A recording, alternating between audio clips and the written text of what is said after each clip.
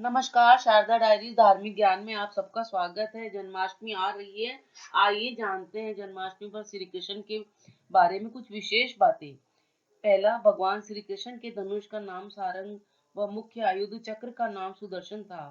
वह लौकिक, दिव्यास्त्र व देवास्त्र तीनों रूपों में कार्य कर सकता था। उसकी बराबरी के विध्वंसक केवल दो अस्त्र और थे, पशुपतास्त्र जो शिव, कृष्ण और अर्जुन के पास थे, और पशवपास्त्र जो शिव, वसुगण, विष्णु और कृष्ण के पास थे। दूसरा, भगवान कृष्ण के खड़ग का नाम नंदक, गदा का नाम कौमोदकी और शंख का नाम पंचजन्य था जो गुलाबी रंग का था।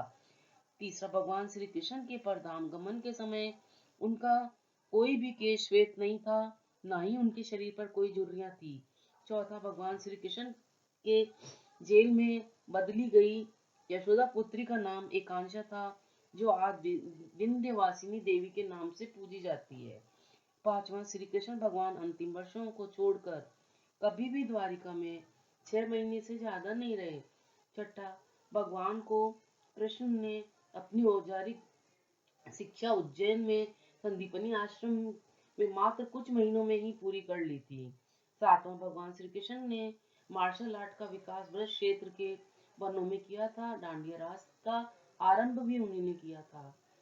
कलारी पट्टू का प्रथम आचार्य श्री कृष्ण को माना जाता है। इसी कारण नारायणी सेना भारत की सबसे भयंकर प्रहारक सेना बन गई थी। आठवां, भगवान श्री कृष्ण के रथ का नाम जेत्र था और उनके सारथी का नाम दारुक और बाहुक था। उनके घोड़ों का नाम शेव्य, सुग्रीव, मेघपुष्प और बलाहक था।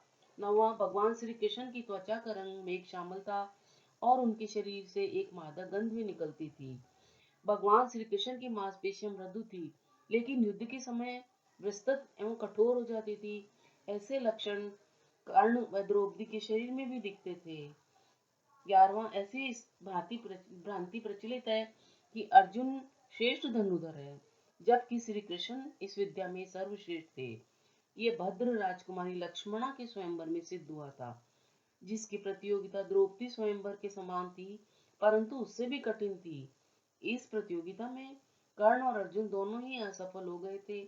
तब श्री कृष्ण जी ने लक्ष्य भेद कर लक्ष्मणा की इच्छा पूरी की, जो उन्हें पहले से ही अपना पति मान चुकी थी। 12वां, भगवान श्री कृष्ण ने कई अभियान और युद्धों का संचालन किया, परंतु इनमें 3 युद्ध सबसे भयंकर थे।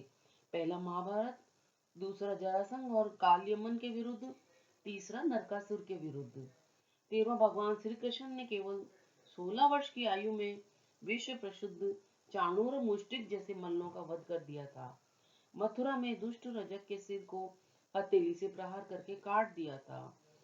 14वां, भगवान श्री कृष्ण ने असम में वाणासुर युद्ध के समय भगवान शिव से युद्ध में माहेश्वर ज्वर के विरुद्ध वैष्णव ज्वर का प्रयोग कर विश्व का प्रथम जीवाणु युद्ध किया था।